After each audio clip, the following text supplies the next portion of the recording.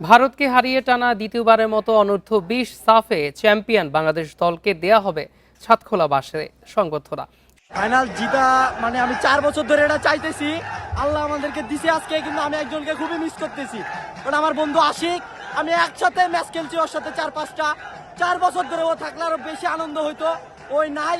তারপরে আমি ওকে এই ট্রফিটা উৎসর্গ করতে চাই। খুবই এক্সাইটেড ছিলাম, খুবই এক্সাইটেড।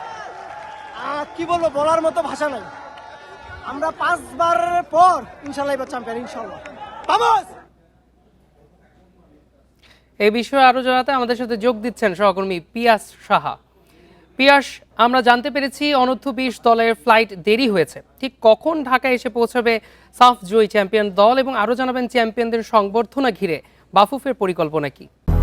200-র বেশি সার্ভিস ও ফিচারে লেনদেনের সব বিকাশ অ্যাপে সম্ভব। যেমনটি বলছিলেন, আসলে এত ফ্লাইট যদি আসলে ঠিক টাইমে ল্যান্ড করতো, এতক্ষণে বাংলাদেশ দলের কিন্তু বিমানবন্দরে থাকার কথা ছিল। 6:35-এ বাংলাদেশের যে চ্যাম্পিয়ন দলটি রয়েছে সেটি কিন্তু হযরত শাহজালাল বিমানবন্দরে নামার কথা ছিল, কিন্তু সেই ফ্লাইটটি ডিলে হয়েছে। সেই ফ্লাইটটি এখন 7:15 থেকে 7:30টার মধ্যে হযরত শাহজালাল বিমানবন্দরে অবতরণ করবে, এমনটি আমরা জানতে পেরেছি। আর যেহেতু ফ্লাইটটি প্রথমে 6:30টার দিকে নামার কথা ছিল, সেই অনুযায়ী কিন্তু এখানে গণমাধ্যম কর্মীরা এসেছে। চ্যাম্পিয়ন দলের যে বরণ নিয়ে যে আয়োজনটি রয়েছে, সেই আয়োজন কিন্তু আসলে তেমনভাবে চোখে পড়ছে না এখন পর্যন্ত, কেননা বাফুফে কিন্তু বিমানবন্দরের বাইরে আয়োজন করেছে। তাদের মূল আয়োজনটা হলো হাতিরঝিলের এমফি থিয়েটারে, যেখানে এখান থেকে বিমানবন্দর থেকে ছাদখোলা বাসে করে দল কিন্তু সরাসরি চলে যাবে সেই হাতিরঝিলের এমফি থিয়েটারে। সেখানেই কিন্তু মূল আয়োজন ফুটবল ফেডারেশনের। আর এই বিমানবন্দরের আয়োজন নিয়ে যদি একটু বলি, এখানে আসলে চ্যাম্পিয়ন দলকে বরণ করতে আসবেন যুব ও ক্রীড়া প্রতিমন্ত্রী আমিনুল হক। তিনি এখন এখানে এসে পৌঁছাননি, যেহেতু ফ্লাইট ডিলে করেছে, ফ্লাইট কিছুটা বিলম্ব হবে, সেই কারণে তিনিও এখন এসে পৌঁছাননি। সবকিছু মিলিয়ে আসলে যেটি জানতে পেরেছি, 7:15 থেকে 7:30টার মধ্যে যেহেতু ফ্লাইটটি আসবে, ক্রীড়া প্রতিমন্ত্রীও নিজে এখানে আসবেন এবং যারা চ্যাম্পিয়ন দল তাদের বরণ করবেন, তাদের সংবর্ধনা দেবে, এবং এখান থেকে কোনো একটা পুরস্কার ঘোষণাও আসতে পারে এমন খবরও আমাদের কাছে রয়েছে। কিন্তু সেই পুরস্কারটা কি, সেটি হয়তো ক্রীড়ামন্ত্রী যখন ঘোষণা করবে তখনই জানা যাবে।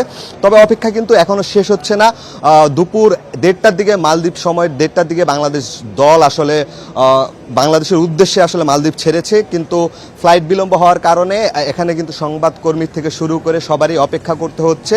আর যদি একটু দর্শকদের কথা বলতে চাই, তাহলে বিমানবন্দরে কিন্তু আসলে প্রত্যাশিত দর্শক চোখে পড়ছে না। এটারও কারণ হতে পারে সেই একই কারণ, যেহেতু বাফুফে পুরো আয়োজনটা করেছে হাতিরঝিল কেন্দ্রিক করে, তারা হয়তো সবাই হাতিরঝিলে এই দলকে বরণ করার জন্য অপেক্ষায় থাকবে। এবং যে কারণে বিমানবন্দরে এর আগে যখন সাবজয়ী নারী দল এসেছিল, তখন বিমানবন্দরে যেমন ভক্ত উপস্থিত ছিল, এই পরিমাণে ভক্ত কিন্তু এখানে দেখা যাচ্ছে না।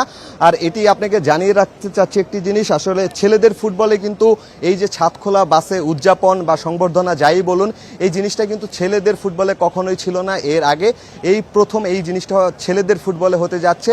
এর আগে সাবজয়ী নারী দলকে 2 বার আসলে ছাদখোলা বাসে সংবর্ধনা দেওয়া হয়েছে, এবং ফুটসাল দল, নারী ফুটসাল দলও সংবর্ধনা পেয়েছিল।